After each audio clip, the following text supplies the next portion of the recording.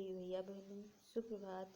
कक्षा 10 विषय हिंदी में काव्यखंड के अंतर्गत तुलसीदास द्वारा रचित वनपथ शीर्षक से आज हम पंक्तियों का अध्ययन करेंगे।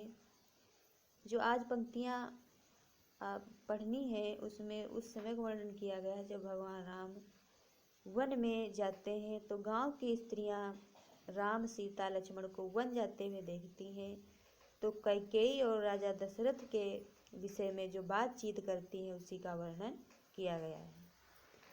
पंक्तियां हैं, रानी में जानी अजानी महा, पविपाहन ते कठोर हियो है, राजहु अकाज न जान्यो कति ती को कनिकान कियो है। रानी में जानी अजानी महा, रानी गांव की स्त्रियां कहती हैं कि जो रानी कैकेयी है, अजानी माने कुछ न जानने वाली, बड़ी ही अज्ञानी है।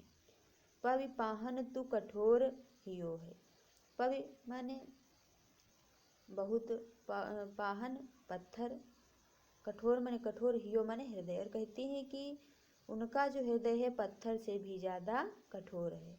फिर है राजहु अकाज न काज जान्यो कयो ती को कान कियो है। कहती है कि जो राजा दशरथ हैं उन्होंने कुछ उचित अनुचित का ध्यान नहीं दिया और इनको कान जंगल में भेज दिया, वन में भेज दिया है।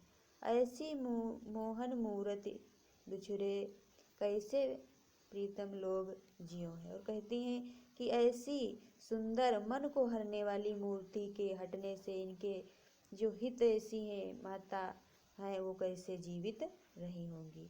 अखियों में सखी रखबे जोग इन्हें किमि कै बनवास दियो है। और कहती है कि आँखी में रखने योग्य ये मूर्तियों को किसी ने बनवास दे दिया है। एक बार फिर से सभी भैया बहन ध्यान देंगे। इसमें बताया गया है कि जब राम और सीता वन को जाते हैं दशरथ के आज्ञा का पालन करके तो गांव की स्त्रियां जब इनको देखती हैं तो जो आपस में बातचीत करती है उसी को वर्णन किया गया है। और कहती हैं कि जो रानी कैकेयी हैं वो बहुत ही अज्ञानी है और उनका हृदय पत्थर से भी ज़्यादा कठोर है।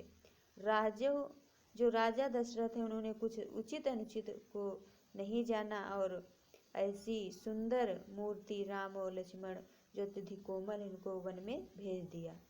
ये मूर्तियों के बिछड़ने से इनके जो माता और हित चाहने वाले लोग हैं कैसे जीवित रहे होंगे। ये तो मूर्तियाँ आँखों में बसाने योग्य हैं। अब इसका काव्य का सौंदर्य देखेंगे। भाषा ब्रज है, अलंकार अनुप्रास है, जानी अजानी महा में अनुप्रास है, शैली मुक्तक है, छंद संवैया है, शब्द शक्ति अभिधा है, गुण माधुर्य। इस प्रकार यह व्याख्या समाप्त हुई।